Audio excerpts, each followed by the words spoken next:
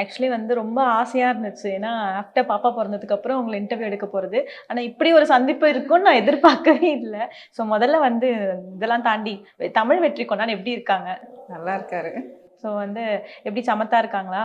கண்டிப்பா. God bless சைல்டுல அவரு. அதனால அமைதியா தான் இருக்கான். அப்போதுலேருந்து இப்போ வரைக்கும் எனக்கு கோஆப்ரேட் பண்ணிட்டு தான் இருக்கான். வயித்துல இருந்தப்பயும் சரி. கண்டிப்பா. ஓகே.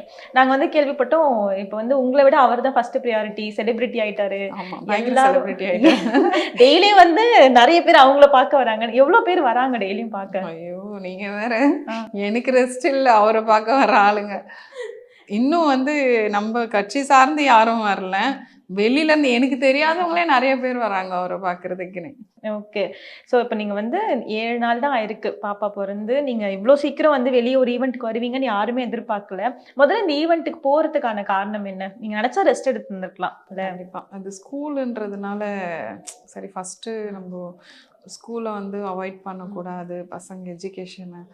அதனால ஓகே ஒரு ஆசையா ஃபர்ஸ்ட்டு பையன் பொறந்து கோவில் கூட போகாம ஃபர்ஸ்ட்டு ஸ்கூலுக்கு போகிறோம் அப்படின்றதுனால கொஞ்சம் ஹாப்பியாக இருந்தது. போகணும் அப்படின்ற ஃபர்ஸ்ட்டு அவங்க சொல்லும் பொழுது போக முடியுமா அப்படின்னு கேட்டாங்க. கண்டிப்பாக போவேன் அப்படின்னு சொல்லிட்டு தான் நான் வந்தேன். Let's go holidays.